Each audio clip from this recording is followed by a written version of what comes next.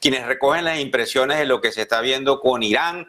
Aplaudo y también les tomo la palabra en el hecho de que no queden armas nucleares. Necesitamos un mundo más pacífico y con más empatía, y creo que esto nos viene bien. Hoy es viernes 9 de mayo, comienzo siempre diciendo feliz viernes.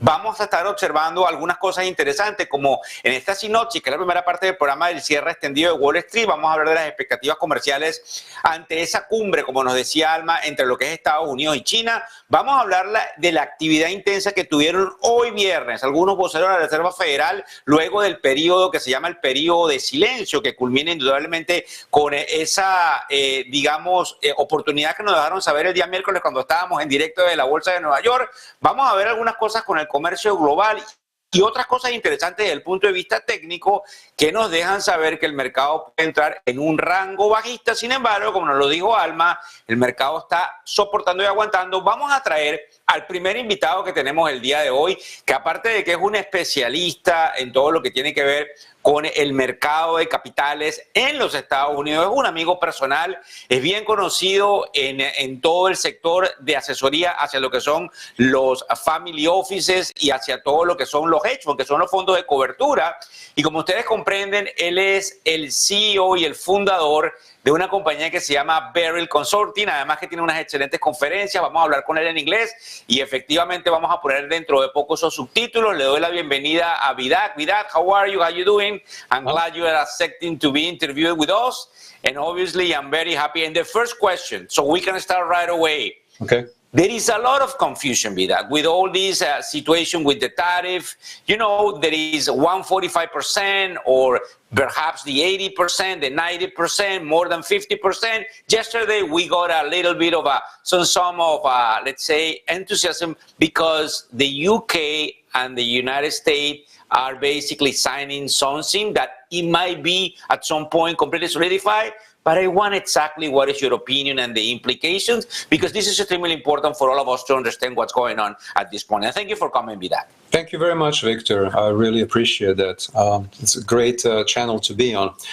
So yesterday's trade deal framework between the US and UK is the first major agreement since the US launched preemptive tariffs. Here we can see a number of container ships sailing from China to the US. It has kind of stagnated in terms of the upward direction here, which is positive. But, you know, you can see this is a very, very steep decline. Impact on retailers, just to give you a background. The tariffs have prompted many retailers and consumer brands to pivot their focus from US to Europe and other global markets. For example, Hugo Boss has rerouted China manufactured products to other markets instead of the US and said there was a notable deterioration in US consumer spending in the first quarter due to growing uncertainty over the economy. Other large consumer brands are adjusting supply chains, rerouting products, and reassessing marketing strategies. Scott Bessent, the US Treasury Secretary, will meet Chinese officials this weekend. Bessent was recently quoted that 145% tariff on goods from China is the equivalent of an embargo, and that US and China have shared interests and we don't want to decouple. What we want is a fair trade. That's what he said. This morning, Trump indicated that he was willing to lower tariffs on China to 80%. However, yes, 80% could still be seen as prohibitive to trade. It's also much higher than the 10% baseline tariff in the US-UK trade agreement that was reached yesterday.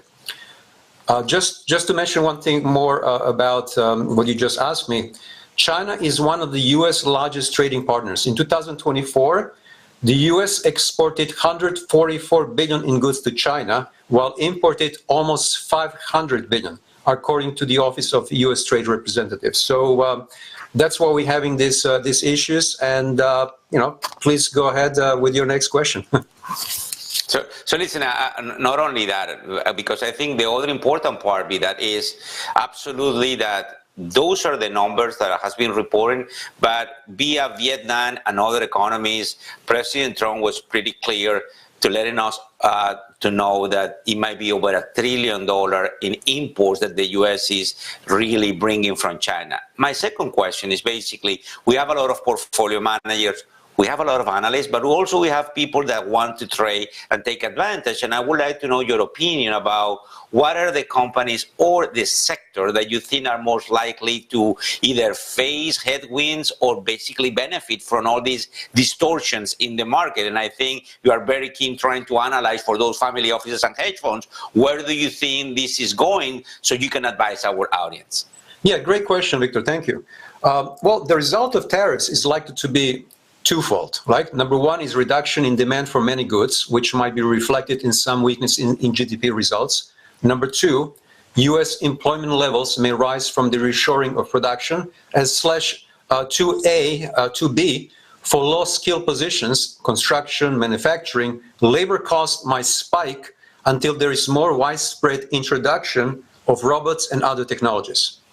So who are the losers? While not yet fully appreciated because there is a lag effect, if the tariffs stand, there is likely to be a 20% to 50% increase in retail prices in many items to cover the tariffs. So who are the losers? Shippers, right? Large container ships.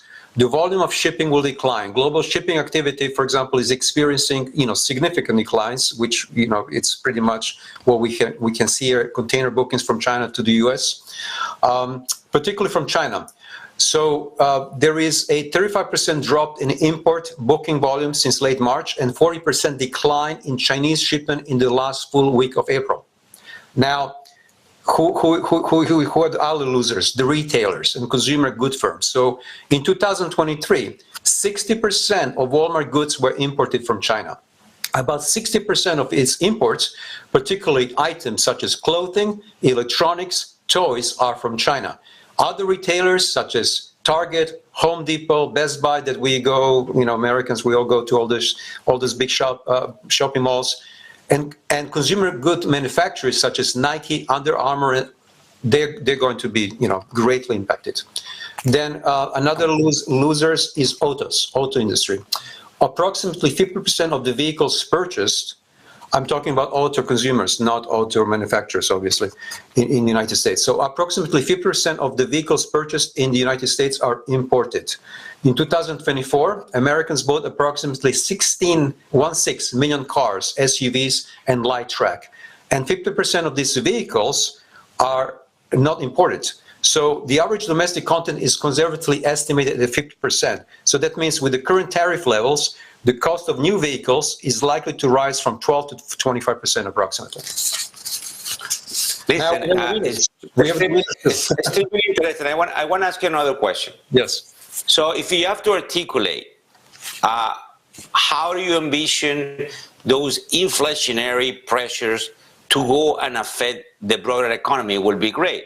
Not only because of this is extremely important, but in this closing of the Wall Street that we have this tension, after you, we're going to have the former ambassador of Mexico to China, Jorge Guajardo, and he's basically going to explain most of your ideas to our audience. But I want your opinion on if you see that pressure, because if you really see what Walmart, Target, and other companies are afraid of is how big it will be the elasticity of the demand when they try to transfer that in an economy that is seeing contraction. And that's what I think they need to end up negotiating something quickly, perhaps this weekend, because it's not only China, the one that is going to be suffering here.